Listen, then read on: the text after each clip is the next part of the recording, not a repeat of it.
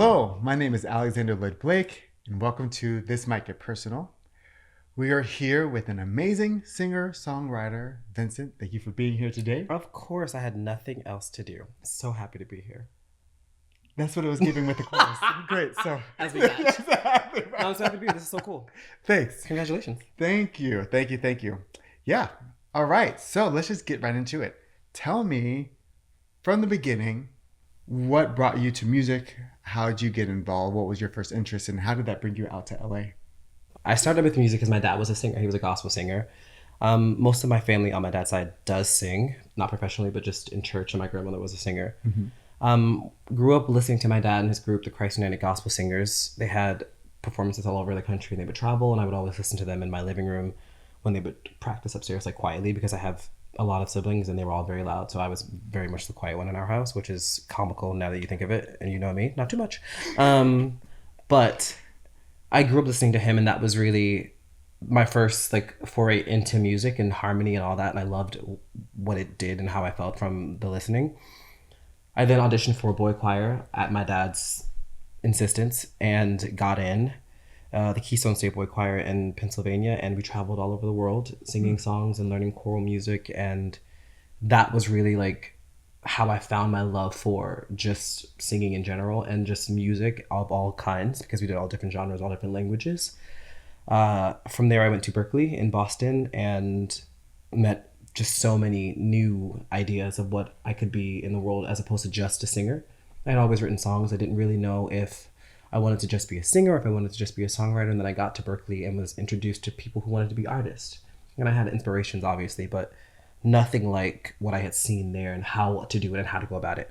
So that was when I realized, I want to be an artist. I want to write my own music. I want to perform my own songs. I want to make sure that people know who I am and what I can do in this space. I did Berkeley. I would not suggest going to college. Sorry.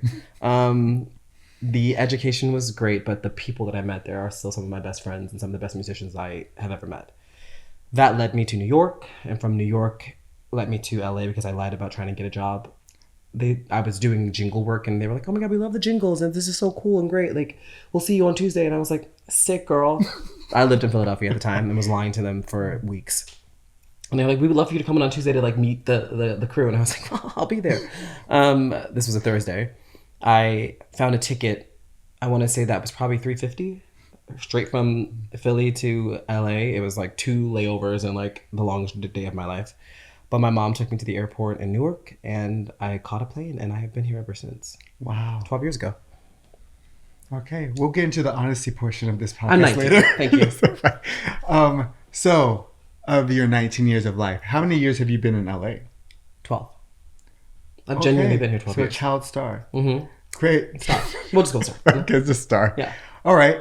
Can you tell me your journey as an artist since you've been here? Of course. Yeah. I mean, when I initially moved here, you know Mario Jose. I moved in with Mario. Mario's one of my best friends in the world.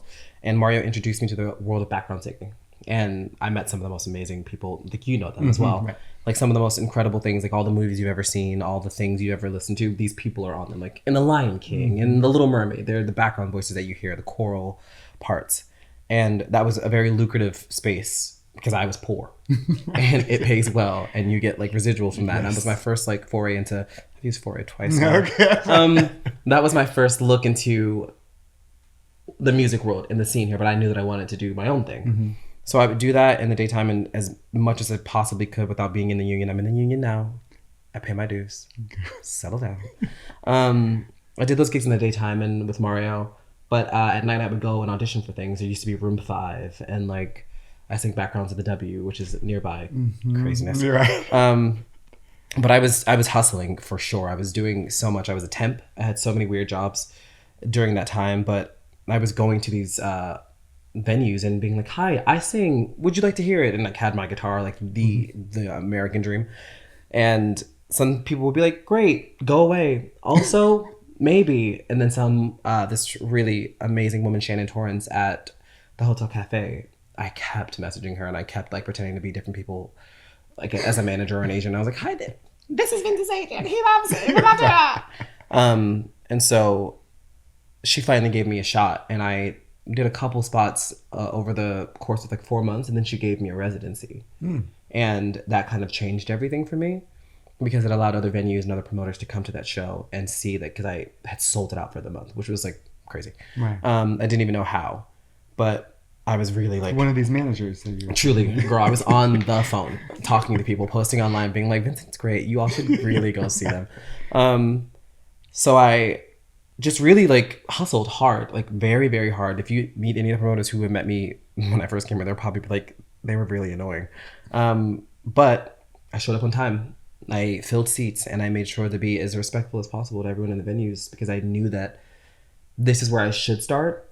It wouldn't make sense for me to be like, I'm going to be on like television when I get it. It wouldn't have worked out for me, because I needed to learn a lot about myself and about how to do this and what was the proper etiquette of like venue manners and promotion. And all the things they don't really teach you in school. Truly. And you would think at a music school, they teach you that. Anyway, we're not upset. We're not bitter, you know. Business degree, didn't learn any of it. But it was great that I was finding these things out sooner rather than later. Okay, it's funny you mentioned TV because you didn't start there, but you eventually ended up there. So, can you tell us about your time on the floor? Yeah, of course. Love talking about it. It's my favorite thing in the world. It's the only reason why we're here. Actually, it's so funny. Is this on? So initially, I didn't start on the floor. I auditioned for American Idol. I think it was when Katy Perry, Lionel Richie, and Luke Bryan were on it. They were the judges. And a friend of mine who was a producer on the show, which is like how this works here, if we're going to be really serious. If you sing a lot online and you put videos out at the time, producers reach out to you directly. It's not like if the girls are telling you that they like went to the cattle call and they got through. Like sometimes, like that worked for Kelly Clarkson because she was Kelly Clarkson. Right, exactly. But like a producer called me in for American Idol and said, we'd love you to come and audition. I did the audition and I was there for maybe 12 hours and I absolutely hated it. I hate the idea of singing TV shows. If I ever get asked to be a judge, I'm going to do it because I love a check. But I will say that it is the weirdest concept to me to use your voice as a weapon against someone else. It's like, it's very like Gladiator and I don't like it, but like Godspeed to those who do. I auditioned for this show and it just did not feel right. I got through to Hollywood. I was in all the promotional things, but I left the audition. Like I got the ticket, I walked out and I was just like, oh, I would rather chew glass than do this. Wow. Yeah. You loved it that much. I loved it that much. And because it just felt so, the environment of it felt so cutthroat. And I knew, because I had been through that at Berkeley. Right. Like when you go to a conservatory or any kind of music school, there is an underlying feeling of you will be the best and you will fight to the death and you will, it's great if that's what you need to get through things, but if it's not, then it doesn't work. It hurts your everything when you're trying to be an artist and be successful and be compassionate towards others. It doesn't work. So I was like, I'm not doing this. I'm going to leave. And they were like, wait, you're in the commercials. We shot them all. And I was like, no, I get that. I'm not going to do it. Thank you so much.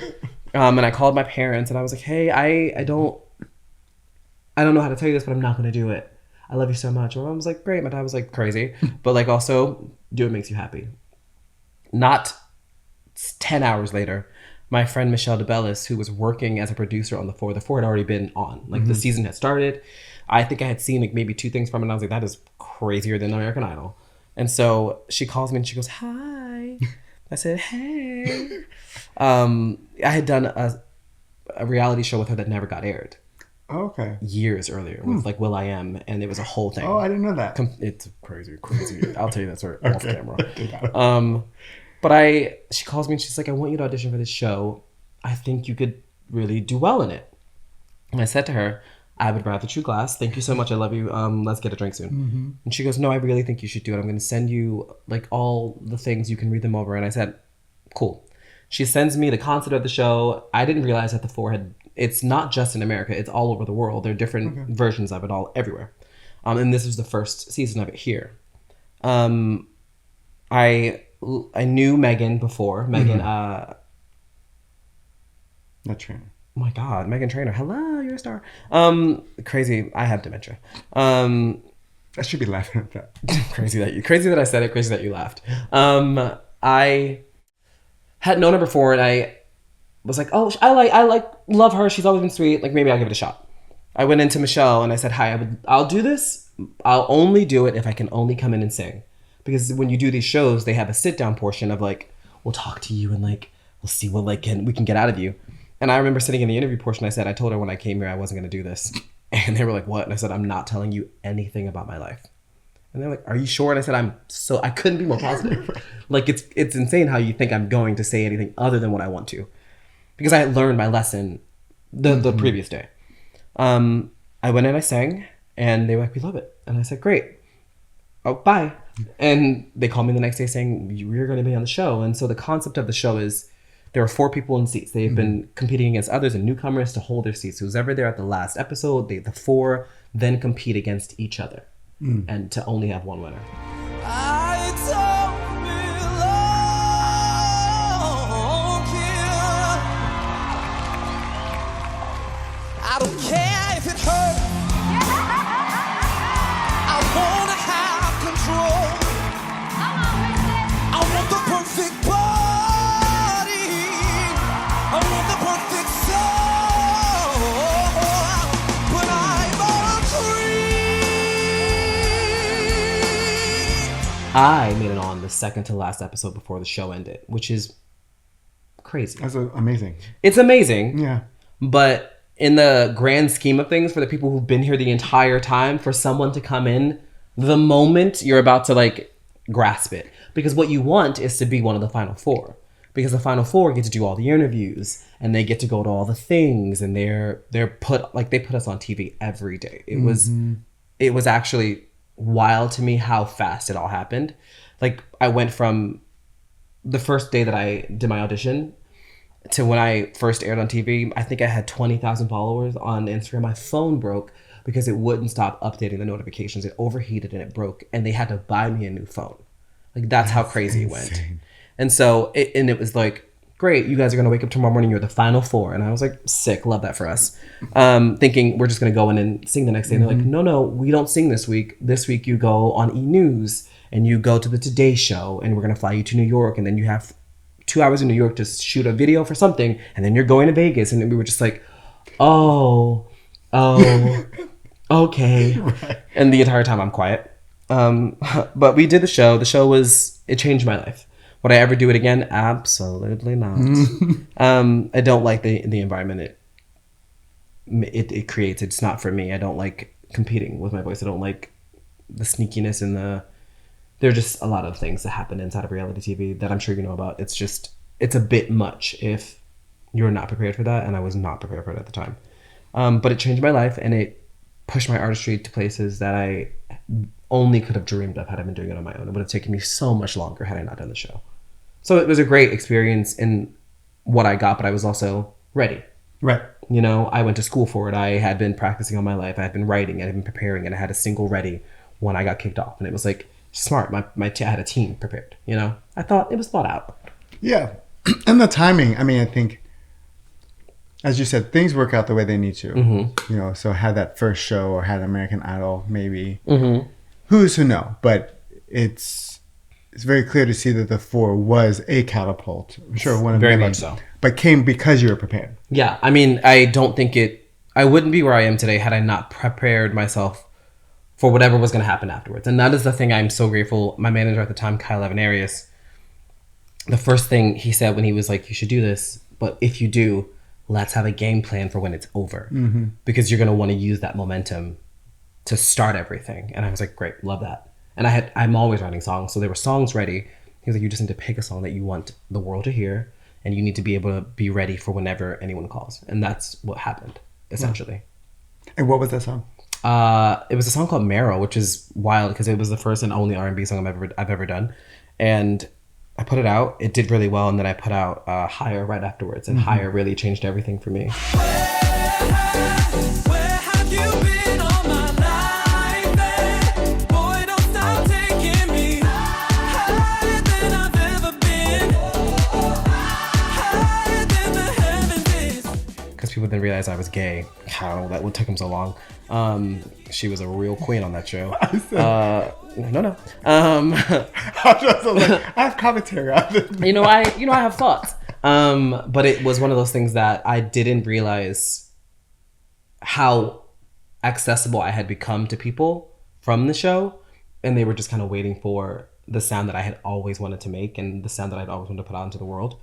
And so it was just, I put out other songs in between those two, but that was kind of the big one that really like grabbed everyone's attention. Then the other songs happened. I did the Queer Eye theme song, and then I did a bunch of like movie stuff, and like it really helped everything. It's amazing. So you mentioned Higher, you mentioned kind of your identity coming out, or more people finding out about you. Mm-hmm. Did you intend to be, I mean, because you've become so visible in the LGBTQ plus space. Mm-hmm. So did you intend to do that, or did No. it just happen? It kind of just came along with being who I am. And I think, I always tell people I don't intend to do like or be anything. I'm happy that it has become like, for certain parts of our community, like that's someone we can look at and see like they've done what they wanted to do and they've excelled in their lives and they're really proud of themselves. I love that. But I am not anyone's mentor. I'm not anyone's like thing to be like, I'm gonna model myself after that. I am a nut job, babe. You have to go to therapy and figure things out for yourself, is what I tell people. But it's also, I'm extremely honored to whenever I get asked to do anything or anyone's like, we wanna like celebrate you because you've done these things and you are a part of our community. You are Black, you are gay, you are non-binary, and it is one of those things that we cherish, and it makes me feel so good about myself because it's, who doesn't want to feel proud of what the kind of person they've realized themselves to be, you know? And so it was never my intent to be whatever anyone calls me, but it is nice that I like it, you know? It's nice that it's something that I didn't strive for. So it's an honor. I think it's really cool that I get to be myself and express myself the ways that I have always seen me doing it, and that it's warmly welcomed. Mm-hmm. Yeah.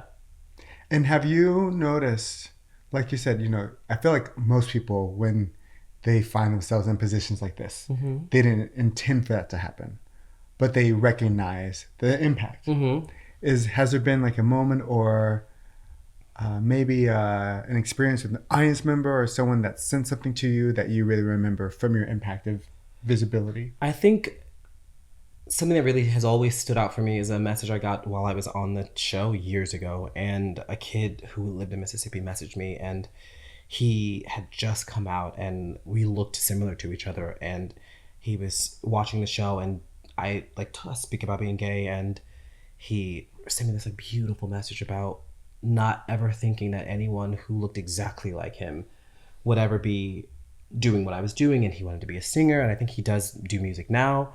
And it was just something I didn't think of at the time. I was like just trying to like be myself and also like get through it.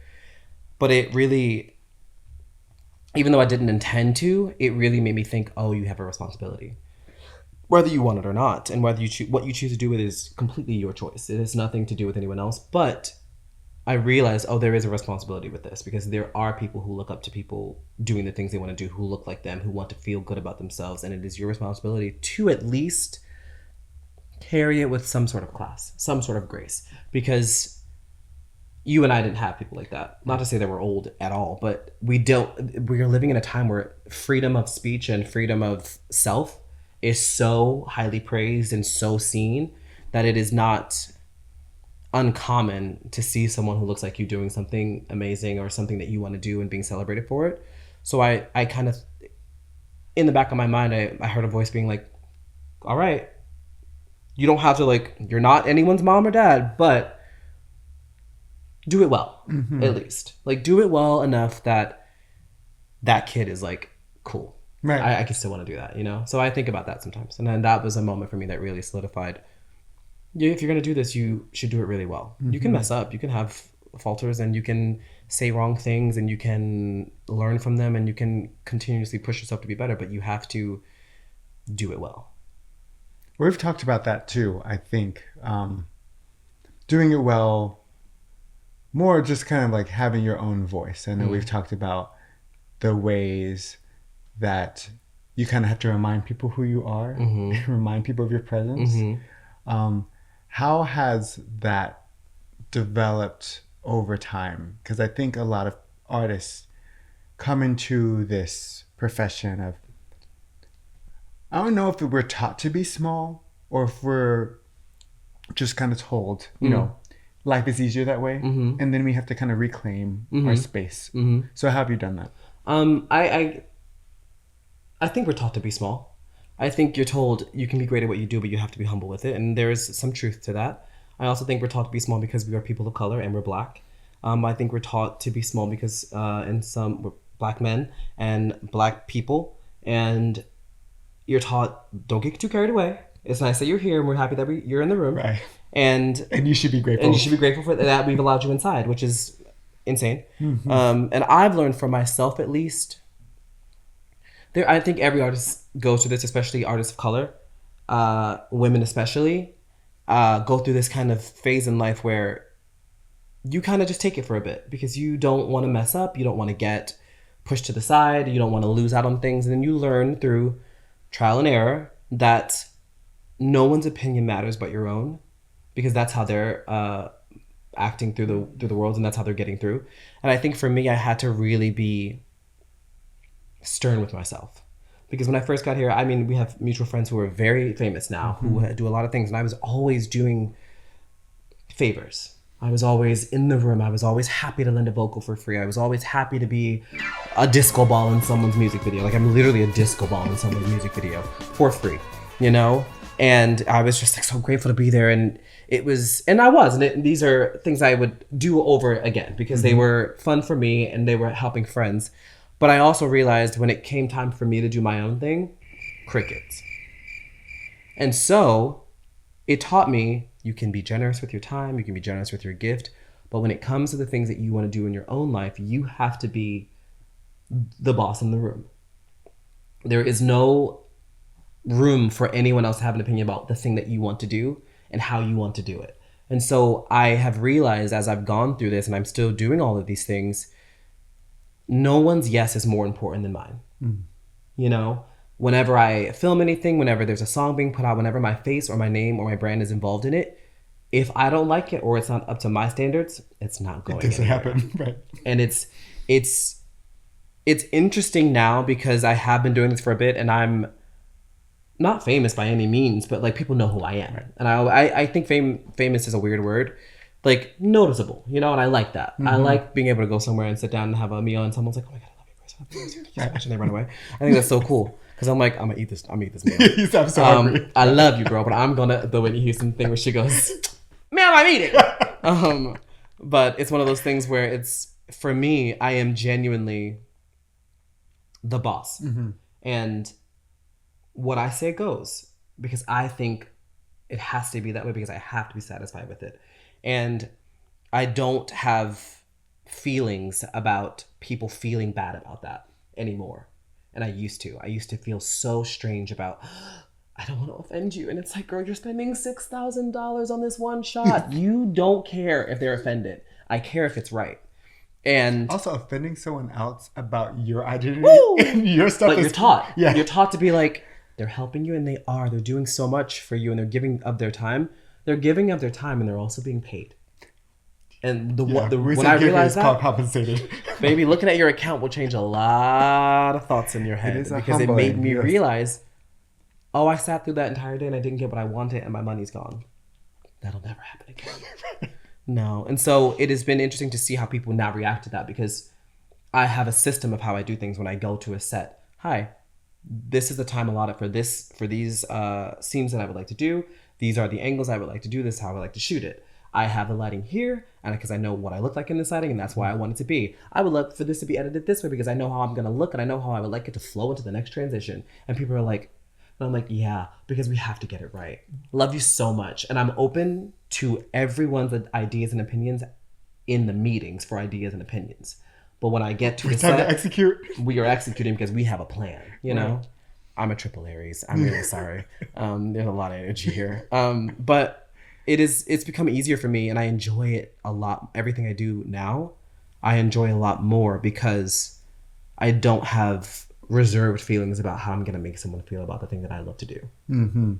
If you're here, you know me, you know how I operate, you know that I am always open to collaboration. I'm always open to opinion. I'm always open to having a great time, but I'm also always open to doing something with excellence. And that is not an option to not do it that way. Right. Yeah. You know, you mentioned identities. So let's get into it. T. So, I'm white. oh, Could you imagine? Oh, Could you imagine? Rachel Dolezal. I'm like, we will be back after this commercial break that doesn't exist, but I need to change all my questions. Look, so Wow, the way that I would lean in, crazy. the way that I would leave. Oof. Your I house. was like, Your apartment. you know what? You live here now See? because nothing makes sense anymore. No, but talk about being Black in queer spaces. Yeah.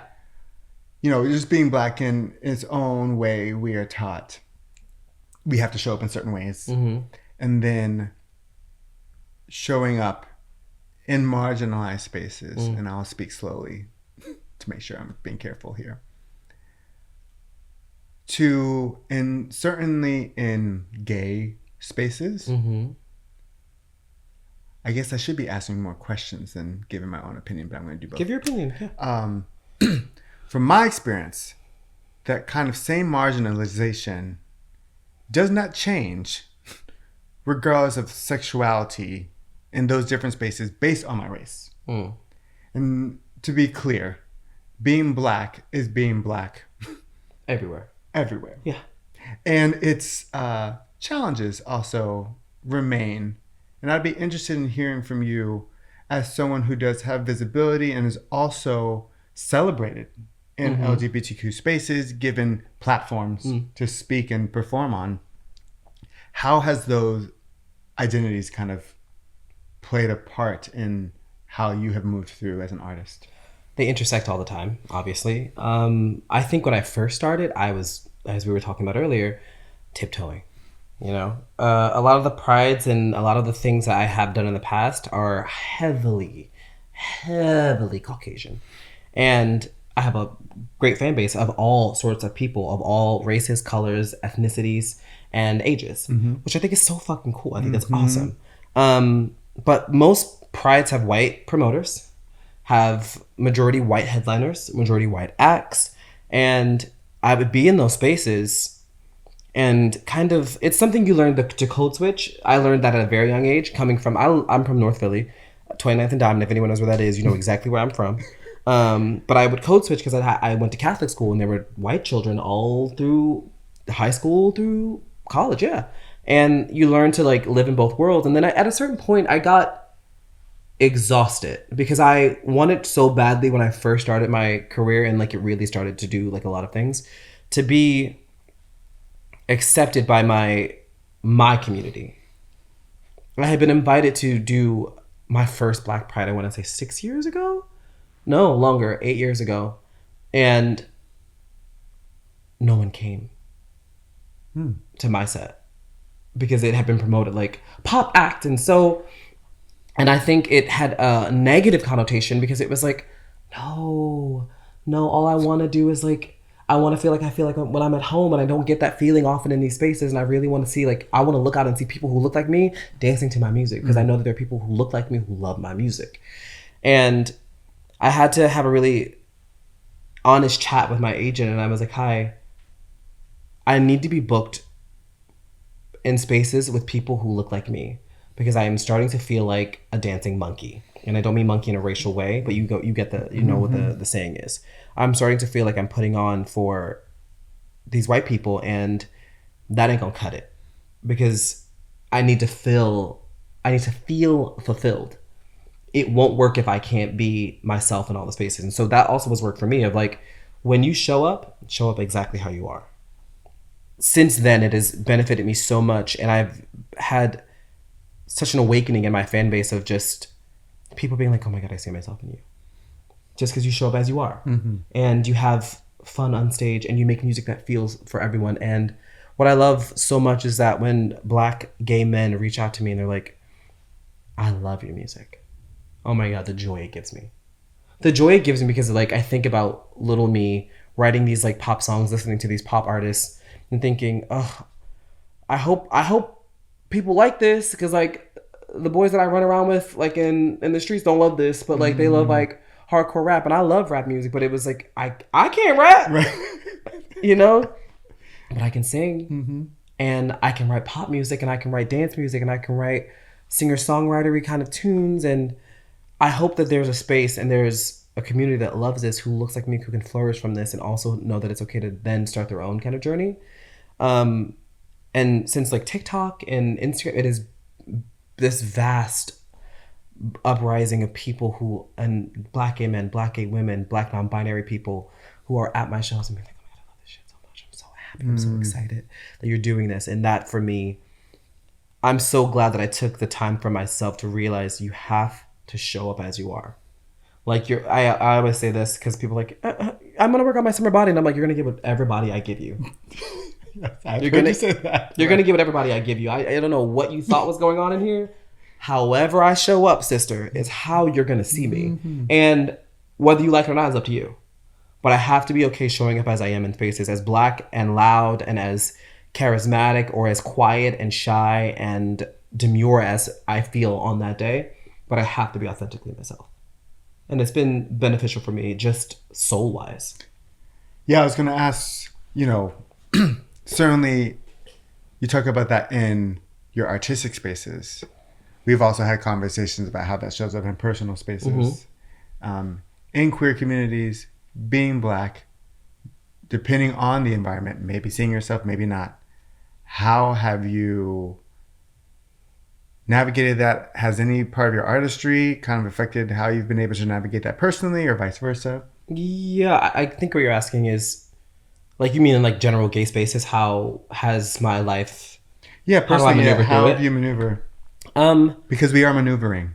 Truly. I do show up as I am. I think I show up in spaces that I want to be in now. I show up in spaces that are culturally beneficial for me. I show up in spaces where I don't have to like look around and not see anyone who looks like me. Not to say that there's something wrong with me being in a space where there's no one who looks like me. I just know that if I am happening to be in a space that is like that, I have to hunker down in who I am, And I'm at an age now where I'm fully comfortable with wherever I am is where I am, and I deserve to be there. And I'm not taking questions about it. I'm not having a deep conversation about it. I'm not going to stand with you in your whiteness asking me how I feel in this space about it. That is a conversation for you and your white friends. Mm-hmm. There's Google, figure it out. I am here because it's a social event. I'm here usually with friends. I rarely go anywhere like social by myself because I just don't feel like the nonsense of being bothered. Right. Because I truly am, like, I love to be at home. But if I'm out. And if I'm out alone, it's because I truly am like there's a spurt in my life where I'm like, you're going out. Mm-hmm. Like, you're going to go out and you're going to go dance. I go to clubs sometimes, like by myself sometimes, and just dance. And then I go home, I think I make sure that wherever I am, I feel as though I want to be there. I'm never feeling forced to be in a space. If it's something for work and it's somewhere I don't feel comfortable, I make myself comfortable, And I've learned to do that by just checking in with myself. Hi, my best friend, Brandon Kyle Goodman, I was in a situation a while back, and I texted them being like, hi, I feel anxious. And I don't know how to get out of this because I shouldn't feel anxious. No one's doing anything. I'm just anxious. And they told me to go to the bathroom and look in the mirror and just say to yourself, thank you so much. I know that you're trying to protect me right now. I'm safe. I'll call you when I need you. And it like changed my mindset on like, you are the only person that is responsible for how you feel in this moment. Please check in with yourself. And so I check in with myself in spaces like that. If it's a majority white space, I have no problem being anywhere. I have problem with dumb questions and stupid microaggressions. I don't deal well. I'm from Philadelphia. I don't deal well with that. So I will, you know me, I will address it very quickly. If there's a tinge of racism, we're going to talk about it. And you're probably not going to like the outcome because I'm going to be honest about it. But I will not for the rest of my life be putting myself in situations where I don't walk away smiling. My happiness and my peace are paramount. So wherever I am, whoever I am with, I show up as I am. Black, non-binary, gay, excited, artist in the world, if you know who I am. And I show up in all of that, and I have no apologies for it. And if you're uncomfortable with that, then that is something you have to address. But if I'm in a room, I deserve to be there, and I'm going to act like I deserve to be there. I imagine that, and maybe that's an assumption. Have you always had that? No. Okay, so how were you able to grow into that? What were some of the defining moments? Because I do still feel like you mentioned, it's 2025, and there are still people who are saying, it's so nice to see you because I don't see myself. Mm-hmm. So I think there are still those lessons that people have to learn. So how did you do that? I got tired. In a professional sense, I got tired of being in spaces with my counterparts. I mean, just artist-wise, and watching them give nothing and being celebrated in a room, and watching me put on a goddamn show and people being like, "You're doing so well." And I was just like, "What are you doing? Like, what are you doing? Reel it in, and like act how you would act if you were around your family or your friends, and stop feeling the need for validation from people who don't look at you. You know, I can't. You're not gonna feed me if you don't see me. You know, there's nothing there, and I will not be begging you for scraps, and I can make my own meal. I'm dropping them today, baby. I'm really dropping them today. But it's one of those things where I will not be seeking validation from people anymore. It's a lost cause, and so I think I learned it over time of just exhausting myself from doing so much and wanting to be in spaces and seen in those spaces. When in actuality, all I really needed to do was put out music, sing, stand there, show up, and just be in my body. Because I realized, even in my personal life with men, I was doing the same thing because it's a pattern. You put it into every aspect of your life. And I realized, oh, no, this is crazy. I'm tired. And all I had to do was stand there and just be myself. And the moment I found the stillness in my foundation, everything came to me, you know, even things I didn't want, but things came to me, and I then realized you have power in just simply being and owning it. And then you can decide what you want in your stratosphere or your atmosphere. I think, yeah, that's so powerful to hear about. As you learn not to be small and just to stand, you become a magnet. It's because I feel as though everyone's doing this at all times, and then you meet people where you're like, oh, great, the ground's not moving. Right. I like it here. here. This is new. I'm not nauseous. Hi, how are you doing this? And they're just like, stand still. Just stand still. You're good. Like, you're good. No one's thinking about you more than you're thinking about you. And that's something that really needs to be repeated. You know? That's right. No one is thinking about you more than they are thinking about themselves, and more than you're thinking about you. Everyone's in their own head. They can pretend they're not. Everyone's in their own head. There's a thing we do until we get to the place of like, I don't care how you're seeing me. I just care about how I'm feeling. That alleviates the stress of feeling like, because then once all that's passed, you're just like, oh, I'm good. Like, I'm good. And then you can center others, you know? Then it becomes the magnet thing where it's like, I've drawn you in, you feel good, I feel good. Let's just be in it. What a time. What a time. Yeah. No, it's beautiful to hear about kind of the ways, because we've had so many conversations about not being seen as beautiful, and hearing your reminder that like the way you view yourself, one, is the only real important thing, but it's actually the thing that is reflected, and then people see you through that. So no, it's a good reminder. Yeah, I mean, it takes time, it takes practice, but over time, it solidifies in you that you can. It's all about you in your head. You have to get good in there, and then everything else kind of falls into place. Hopefully. You know, I think it's good that you've been working on your mentality, because obviously, as your artistry goes and life goes, you know, life happens. And I know this past year particularly has been very difficult with the passing of your mother. How this town, this life as an artist, even a successful artist, is hard enough.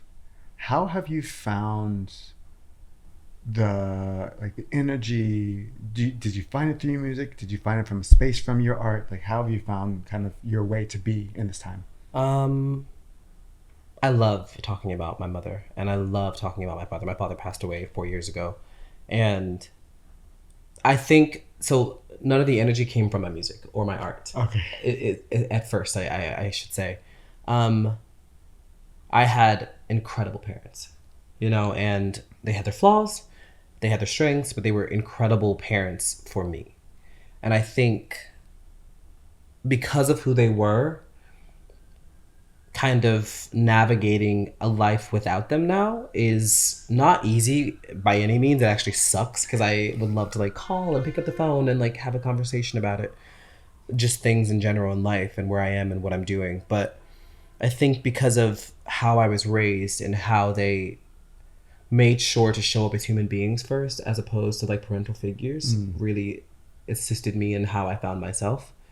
So my mother passed away in September of last year, 2024, which is a crazy sentence. Every time I say it, I'm like, this doesn't feel real. And it'll be a year next month. Whoa. It is the strangest thing to have an idea of what you think your life is going to look like and then have it all kind of, you know? I love my parents and I love my mother. I love my father. And I loved the life that I had planned.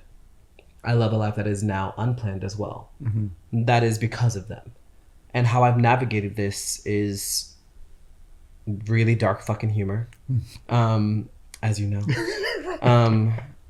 And a great community for sure. Friends and family who have really poured into me and like just kept me afloat. But also my mother's main rule, and she was not sick for a very long time. She got sick. It all happened very fast. Her main thing was we had a really in-depth conversation one night because I was crying downstairs. I had gone home to be with her during her chemo, and she had done something. My mom was always like doing some movie shit. Well, she'll like sneak a letter into your bag as you're leaving, and I'm like, girl, what is going on? And she had snuck in. There's the 5 things that you do when someone is incapacitated and dying, or they need to have these things done in order. She put it into my bag just in case something had happened, which was always her thing, just in case. And I had read it, and I walked in. I was like, why would you just tell me what you want? And my mother had prepared me for death since I was young because her mother died when she was younger. Not younger, but like 50-ish. Her mother had passed away. And so she was like, just be prepared because I've gone through this and I've had to do everything and I know that you will. And it made that portion of all of that easier for me to do because I knew what to do. But we had a deep conversation and she said, and I was like, well, what am I going to do if you die? And she looked at me and she goes, you're going to live. And as simple as that sounds, it's the most infuriating thing to hear from your parent who you are afraid of losing. But I also understood, we had this way of talking to each other where I understood exactly what she meant. You're going to live. You're going to have an amazing life. You are going to get up. You're going to be sad some days. You're going to cry. You're going to laugh about things that we did. You're going to be really angry that you can't talk to me about this. You're going to be angry that I'm gone. But you will live through all of that. That is what I am assigning to you. You don't get to fall apart every day. You can fall apart sometimes, but you don't get to fall apart and not live. Because then what have you done for me? You know, what have you done for yourself? And what was all this for? My mom did so much for me. My parents both did so much for me, but it would be a dishonoring thing to their memory for me to stop being happy, going after things, making music, laughing, crying, all of those things, because they were so full of life. They were like the goofiest people I ever met. But it was that mindset of like, you have to keep going. What's there if you don't? You know, what am I going to do? Can't do much else. But it's been interesting. I will say that it has given me a new lease on life. It has given me a really different path. I'm more alive than I was, I think, because I had gotten so sedimentary in my ways of like, this is what your life's gonna look like, and this is fine, and I was happy with that. And then it was like, no, it's all going to change, and that's the whole point of all this. Like, it's going to change. Like, I knew someday, sure, my parents would die. I'm thinking they're 80, and I've had kids, and I've had a husband, and like, they've met them, and they've like, you know, and I wanted all those things, but it's different now. And how I move through all of this now is everything's exciting because everything's fleeting, but doesn't mean that it's going too fast. Life is really long. I always do this thing where I say life is really long, but it's also really short. like life is hella long if you don't enjoy it. Mm-hmm. But the moment you start to enjoy it, it's really, really fast. And so I'd rather be in the middle of it where it's long and it's short, you know?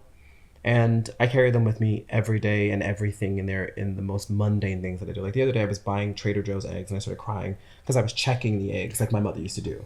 You know, like how the things they teach you when you're like, check all the eggs, make sure none of them are cracked, because if you do, then you wasted your money. I can hear her voice in my head. My dad is like, pick up all the pennies you see on the ground and put them in a bottle so you can take it to the bank and have money. So there are little moments of like me finding them in my life, and while they're not physically here and they're not readily available for me to hug or call, I know that what I've been taught from them is enough for me to keep moving. Mm-hmm. And then I should. I put up a post recently and it says, I want to live a life so full that it completes my mother's. You know? I think that could be the best way to do it. To live a life so grand and so amazing that she, at some point in heaven, is like, cool, the rest is yours. Like, you did it. Like, you know? And I think she had a great life, but there were things she wanted to do. And I'm going to do most of those things for myself and for her. But I want to make sure that I live a life that feels like it's an honor to be theirs, you know? In a way. I think I got very emotional. I was gonna say that was beautiful. Yeah, people die, man. Shit's crazy. But you move on. You move forward with them. You don't leave them alone. I think that's the best thing. You keep the way they stay alive is that I remember them. I talk about them in the present. Mm-hmm. I talk about them as if they're a phone call away. You know? Wow. That's beautiful. And then Alex makes jokes about my dead parents, and then it gets really dark. Know. I almost forgot. You almost got away. I know. I was gonna say I was about to transition. So there was one time we were in a car, and you know, Vincent seems really nice, but they can be so It's crazy for you to talk bad about me after I just talked about my parents. Also, like, right, as if you're not here too. So it can be real rude. Yeah. So they came at me as they always do. I said unrefined. I said hello. I said hello. Right, sure. You know? Well, you should be a politician. Hey, babe, how are you? You should be a politician. You know? And if we don't have it on camera. And so naturally, as I do with all of my friends in my Christian fashion, I said, your mama. And I got quiet. That was the worst part. I said, because it's never quiet. Because it's the realization for you. Once you really pick it up. You said that's better than anything I can say. It tastes so good to me. It tastes so good. Because you know in your head, oh shit. Because you forget. I mean, I forget. Like, genuinely, I forget sometimes.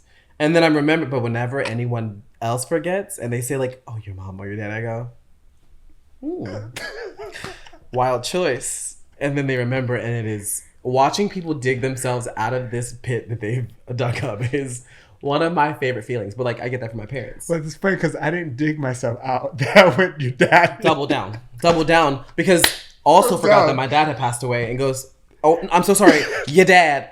And then I went, oof, double homicide. It was really bad. Yeah. I really had a great day. But I came back and I think I said something really profound. Oh.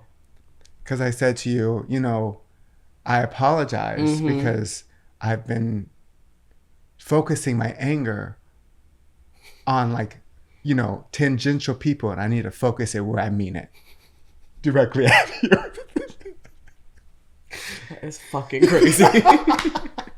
But honestly, yeah, babe, yeah, you gotta give me. You know, I just because I'm talking about things that don't matter. I want to talk about you. I want to get to you. Yeah, right. I don't need to talk about. Actually, love your mother. Let's talk about you, babe. Right. Yeah, I don't blame her. No, but it's like in moments like that, it alleviates the like sadness that people carry. I think at least for me, I think being able to make a joke about something that is so like, ugh, it just makes everything a bit lighter, you know? And I think I'm going to carry that with me forever.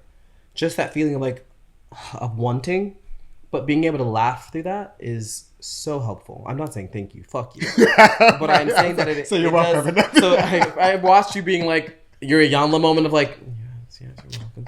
But it's one of those things of like, I fully am learning that life is all these different twists and turns, and I should be riding the wave.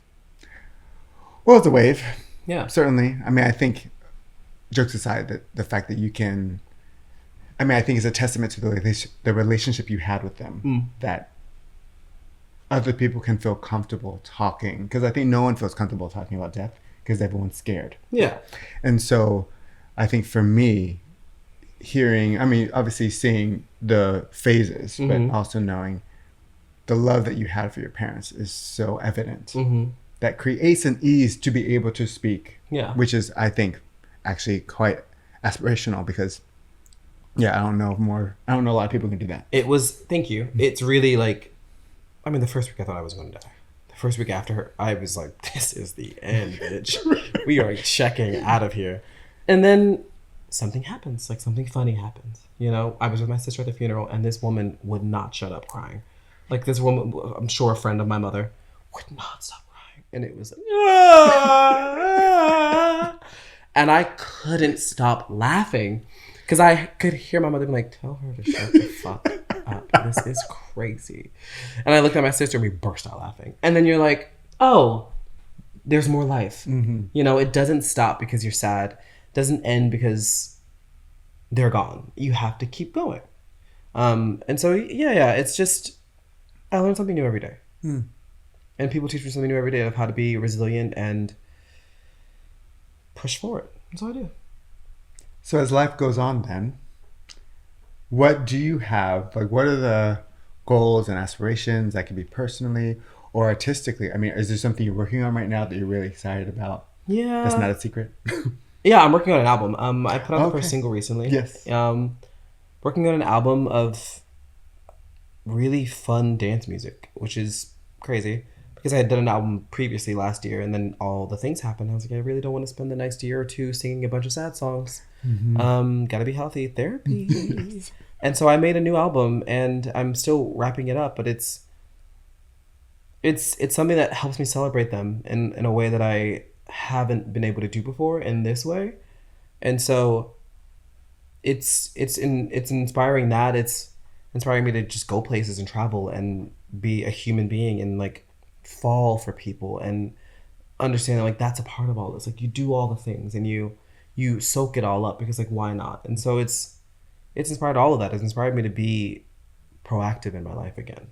Not to say that I wasn't before, but like proactively and like emotionally present in all of it. You know, nothing's too corny or nothing's too weird or too like, I'm not shy about anything and I'm not like scared of doing anything anymore. It's like, nope, sure, I'll do that. I'll give it a shot. Nothing seems like a waste of my time.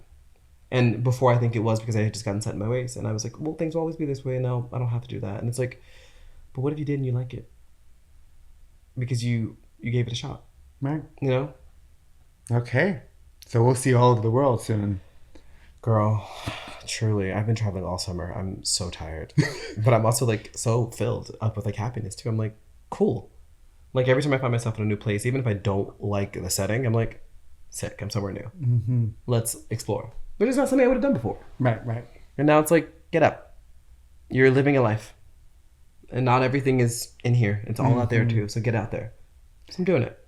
And this album, does it have a title already? Or is It does, but I can't say it. Okay, great. Check in later. Crazy. No, it's amazing. When's it coming out? We want to know. We're hoping, I would love to do top of the year. We're going to put out a couple more singles, a couple more music videos, and then top of the year for new music. Yeah. Awesome. You should check out. This is now a commercial. Crazy. You should check out Vincent's music. I mean, most of you probably already heard it. But no, I think I didn't want to like be rude to all the other artists out there. Drag them. But no. I mean, since I've known you, which has been over a decade, which is also insane. Isn't that wild? You have been a singer. I'm trying, girl. And so, I mean, because, especially, maybe I shouldn't say this. I'm not a big dance music connoisseur, but I feel like I have heard a lot of overproduced vocalists who you would love to hear on a record and would love to see in a live performance. And so to be able to be like, oh, I want to see and hear you. Was that rude? The read was nuts, but I loved it. But I know I hear what you're saying though. I pride myself off of like live performances. That is where I started. I am such a fan of like the energy that is exchanged between an artist and people from different walks of life being in the crowd. I think that's so cool. But I also pride myself on how it sounds, and I want to be able to give that same feeling in there. So when I'm in your headphones and you're walking down the street, it's like I'm in it. I'm still at the concert. I think that's how I grew up watching things. I loved singers: Celine, Whitney, Mariah, Beyonce, Aretha, Patty, women, Luther Vandross, women. But I grew up loving singers that I could listen to live and be like, damn, that sounds even better than the record. You know, I want to be in the fantasy of it all the time. So thank you. I love that is something that resonates with what I do, because I strive for that. I strive for people to be like, I saw you live, and then I listened to the songs and I was like, damn, this is the same thing. I love that for me. And look, I'm such a Libra, so I feel like I need to like correct. I have a bias about live music, and I know I'm a conductor, so most of my music is me waving my hands silent.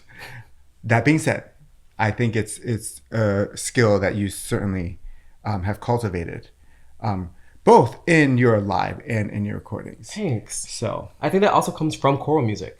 Like growing up in choir and doing like Eric Whitaker and doing things in German and in Portuguese. And singing in my choir. And singing your choir for a day. But it teaches you to listen to things. It teaches you how sound in and of itself moves through a room and moves through people. And it teaches you how to really fine tune what you want to say and how you want it to sound. Choral music for me was always something of, it's written so meticulously, because if done correctly and well, it will literally blow your mind. There are some choral pieces that I'm like, this is crazy that this person sat and wrote all these things down. They're a psychopath. But it works. You know, it works and it flows and it's amazing, and that's how it should feel. And so I come from that world of like, the sound is what it's about. The look and all the rest of the things can go with it, but like the sound is where it should begin and end. Because if without the sound, then none of it, the rest of it matters. Right? You know, so it's a compilation of all the things I've done in my life that have helped me to be who people think I am, and who I am in the world. You know, and it's nice. It's nice that I can look back at my life and be like, cool. You really like have used everything to like keep this bitch going. And if you had to look back, especially at that person who was just had been so honest in your path toward LA, with all those, I think that's the story. I never knew that story about the jingles. It got crazy, and right? the sick day. Yeah, crazy. But if you could look back and tell that person anything, what would you say to them? Thanks. I mean, like those kind of things. It's like fuck you, but like thank you. You know, because you pushed me. You know, you pushed me to be. I needed to. I think it doesn't matter at any point in any human being's life. There's a comfort that grows with them, and it's nice to know that there's someone out there who's like, you have to move forward. And whether it be me pouring into you or me taking away from you, it pushes you and it presents you with an option of like, you can take this and you can stay where you are and be fine with that, or you can pick up the mantle or pick up the flame and run with it. And so I'm hoping that every point in my life there's someone who's like, hi, here's a new flame. It'll lead to something great, but you have to run. I know you have bad knees. I know you hate running. Yeah. But you have to do it. And so it's like, with the inhaler. Yeah, you know, absolutely. You have to do it. Like, buckle up, sweetheart. There's more. Buckle up. That's actually the name of the next album. You're done. You're finished here, I think. Let's wrap it up. I let you get by with so much that the old me just wouldn't put up with. I forgot I was me until right now. No, thank you so much for talking with me. Of course, I love this. This is so cool. Yeah. Thank you. No, thank you so much. Of course. Yes. And to all of you, if you would like to see my OnlyFans, Oh, we didn't type get in into someone that. else's name. Thank you so much. Gotta go. That's it. Thank Thank you so much. This might get personal. See you all soon. Like a